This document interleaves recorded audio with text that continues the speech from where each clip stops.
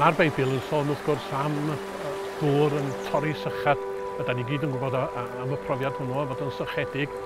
A i ddweud y gwir, does ddim byd ond dŵr glân croew yn bodloni'r adag honno. Ond mae'r sychad yn dod yn ôl, a be mae'r Beibl yn dweud ydy bod gair Duw, gair Iesu Grist a gair yr ysbryd glân fel dŵr sy'n torri sychad am byth. Dydy rhywun ddim yn sychedu ar ei olaf. A dyna di'n profiad ni'na hefyd pan rydyn ni yn yfad o'r dŵr bywiol. Rydyn ni'n teimlo yn arbennig fendith Duw, yn dad, yn fab ac yn ysbryd wrth i ni fynd ymlaen hefo'n taith trwy'r byd.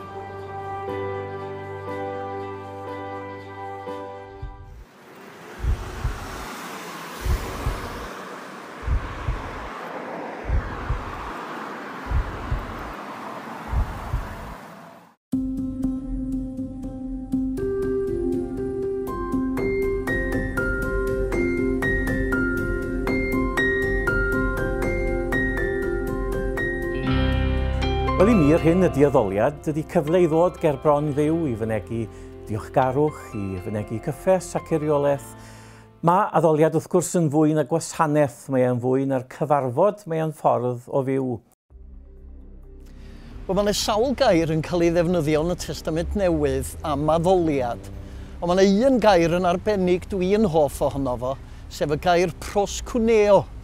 Ac ystyr y gair yna ydy cusanu tuag at. I mi mae hwnna'n disgrifio beth ydy addoliad. Mae o'n mynegu yn cariad ni at Dduw. Mae addoliad yn fodd i agosau at Dduw, yn fodd mewn ffordd i mi dalu gwrogaeth neu talu teyrnged i'r un sydd yn ynghynnal i, i'r un sydd wedi creu y byd, i'r un sy'n gofalu amdanau o ddydd i ddydd. Be ydy addoliad ydy bod ni'n rhoi yn bywyda yn aberth byw, sanctaidd a chymeradwy, mae Paul yn dweud yn Rhufeiniau 12, fel diolchgarwch ac fel gwasanaeth i Dduw. Mae bob dim i fod yn addoliad.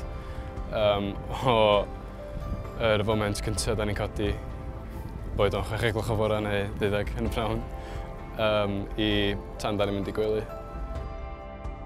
Ond da ni'n dod at yn gilydd ar y Sul wedyn i addoli oherwydd bod gynnon ni isio mynegu y cariad yma at Dduw, a hefyd bod yn agored i ddylanwad yr ysbryd glân yn bywydau. Felly addoliad ydy diolch am gael bod efo rhywun arall ym mhresenoldeb Duw, i dreulio amser hefo'n gilydd ac i dreulio amser efo Duw. A bod yna rhywbeth arbennig bod y gofod yna yn cael ei roi. Mae'n siŵr bod gwasanaeth mewn ffordd yn debyg i garej petrol ar daith bywyd. Da chi'n mynd i'r oedfa a da chi'n cael tanwydd ysbrydol sydd yn eich galluogi chi i fyw fel Cristnogion, y weddill yr wythnos.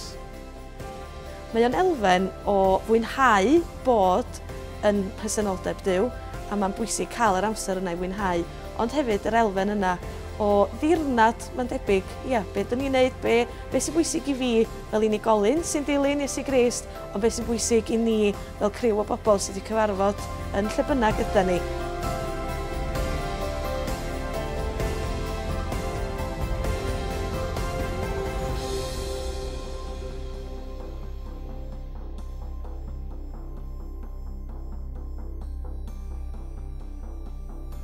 Dwi'n credu fod na ddim addoliad heb y Beibl mewn gwirionadd.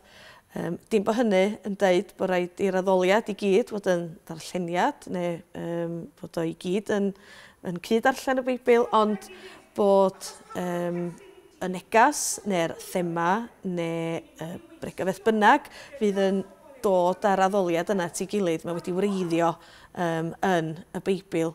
Hwn ydy'r cyfrwng yma Duw wedi i ddefnyddio, fyswn ni'n dweud, fwyaf dros y cenedlaethau, dros y canrifoedd, i esbonio i ni beth ydy ewyllus o, beth ydy ddymuniad o, be ydy gyfraith o, be ydy i ganllawiaf ar gyfer yn byw ni.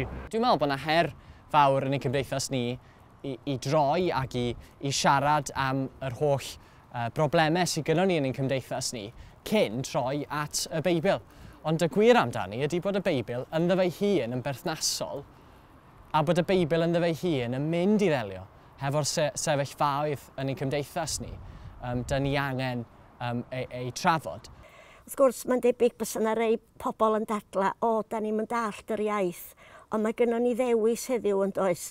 Mae gennym ni, wrth gwrs, Beibl William Morgan, Beibl Cymraeg Newydd, Beibl.net, a mi fydda i hefyd yn hoffi defnyddio y Beibl bach i blant, yn enwedig pan mae yna fedydd neu nifer o blant yn yr addoliad. Eto, dibynnu os yna cyfarfod llai efo oedolion hun, yna mae'r ffordd fyddwn ni'n defnyddio'r Beibl yn yr addoliad yna mynd i fod yn wahanol i os ydio'n addoliad efo llonlle o blant neu os ydio'n Sul Stomp lle mae yna deuluoedd yn dod sy'n rioed wedi bod i'ch capel neu'r eglwys o'r blaen. Ond mae'n bwysig bod yna gyfeiriad, bod o'r thema ar addoliad yn gwreiddio o adnod neu o ddysgidiaeth neu o thema wedyn yn arwain gweddill yr addoliad.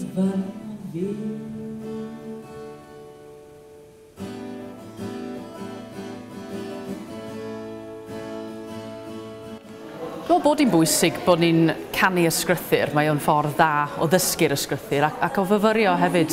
Felly dwi'n meddwl bod caneuon addoli sydd yn dyfynnu ysgrythyr yn gallu bod yn werthfawr iawn i bobl.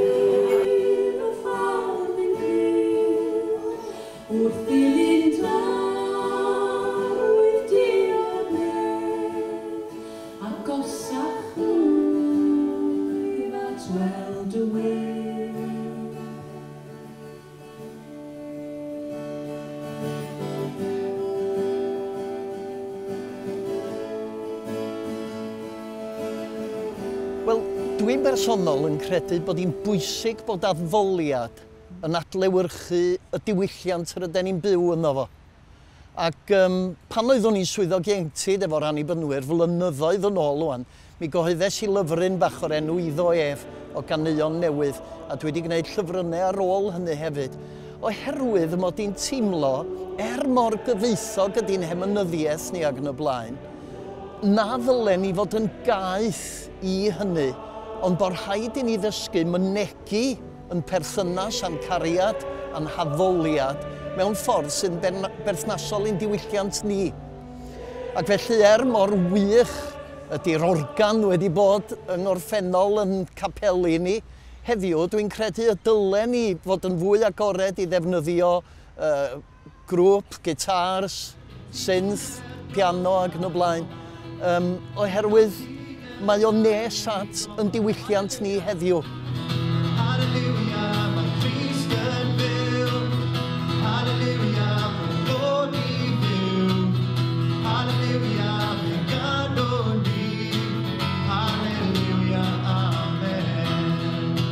Wel, y peth cyntaf ddylen ni gofio wrth gwrs bod rhan helaeth o'n addolwyr ni heddiw yn bobl sydd wedi arfer efo math o addoliad traddodiadol a dydyn nhw ddim rhyw fodlon iawn i newid i dull ar ddoli. Maen nhw'n dieddol o ddeud, rhyw hen gonsat gython ni. Ond mae modd arwain y bobl yma yn ara deg i ddod i arfer efo pethau gwahanol. Ar y deg, wrth gwrs, mae newid pethau. Maen nhw wedi arfer efo'r organ. Peth da fysa, wrth gwrs, cael band, a mae band yn rhoi naws i addoliad. Fyddai'n hoff iawn weithio os bydd gen i ryw blentyn yn medru chwarae clarinet neu ffidil neu rhywbeth, rhoi cyfle iddo fo roi unawd yn yr oedfa. Ond mae o'n syniad cael plant i gyfeilio, a mae'n rhaid rhyw naws arbennig, wrth gwrs, i wasanaeth. Be dwi'n chwilio amdano fo yn bob yn addoliad mewn eglwys ydy bod o'n genuine, bod o'n dod o'r galon. Moch gen i os dyn nhw'n yn eistedd lawr efo caneuon ffydd, neu ydy o'n caneuon Hillsong neu Bethel.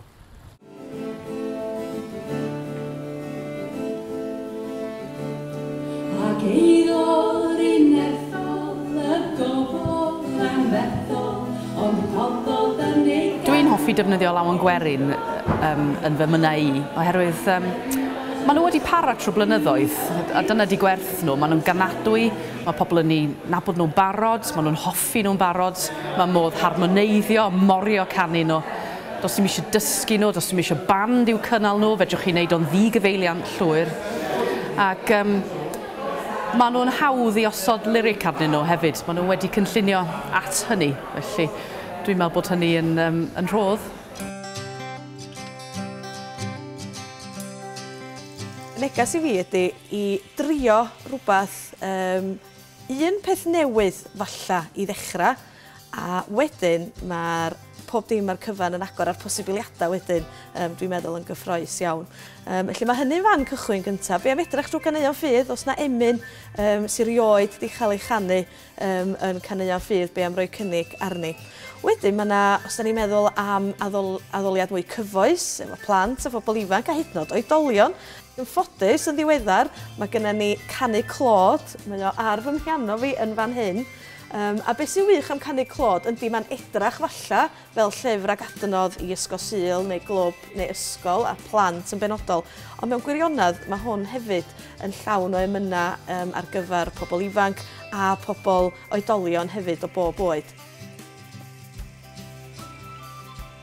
Mae'n gallu bod yn anodd o ran mae traddodiad yn ddwfn yn llawer ohona ni, a mae unrhyw newid yn gwneud i ni deimlo yn anghyffyrddus. Ond dwi'n credu fod o'n bwysig bod ni fel eglwysi yn ystyried dull modern a fwy cyfoes o ganu, oherwydd i fod o yn tynnu pobl i mewn.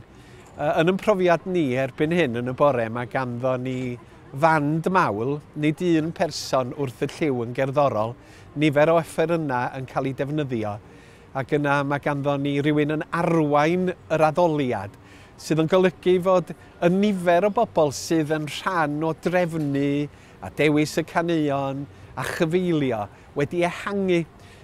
Swn i'n deud na un peth arall fyddwn ni'n deud am y berthynas rhwng y nemynyddiaeth draddodiadol ni a chaneuon newydd ydy. Mae'n hemynau traddodiadol ni yn tueddu sôn am Dduw, i ddisgrifio Duw, a does na ddim byd o'i le ar hynny. Mae'r emynau cyfoes yn sôn fwy am gyfarch Duw, addoli Duw, am y gair maen nhw ddefnyddio'n Saesneg ydy encounter, ynde, cyfarfod hefo Duw. A swn i wrth y modd petai ni'n gallu ymlacio fel mae'r rhai traddodiadau Pentecostalaidd a charismataidd heddiw, yn bod ni'n gallu rhoi y dwylo i fyny'n yr awyr, yn bod ni'n gallu curo dwylo i'r arglwydd, yn bod ni'n gallu bloeddio. Mae'r salmau'n sôn am y pethau yma i gyd, ond rhywsut, da ni wedi mynd yr rhy sidet, da ni wedi mynd yr rhy barchus, ac felly da ni'n mynd trwy'r ddefod o addoli, heb falle addoli go iawn.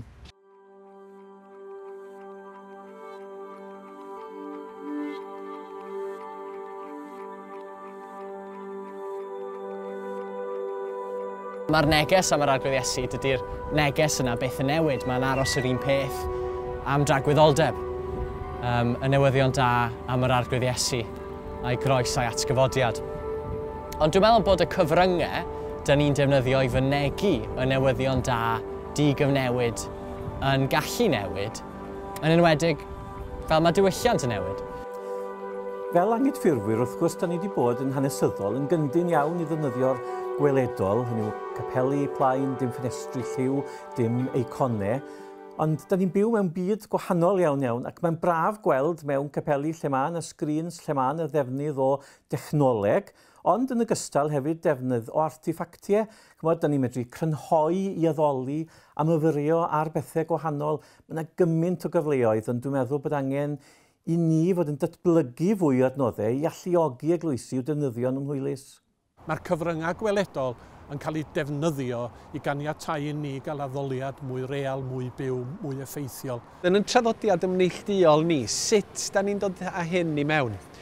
Rhai ffurf ydy hefo technoleg newydd, da ni'n gallu chwarae caneuon, da ni'n gallu dangos fideos, allwn ni ddefnyddio lluniau clasurol, celfyddydol, Cristnogol, allwn ni greu fideo sydd yn dangos lluniau hefo cerddoriaeth arbennig yn y cefndir.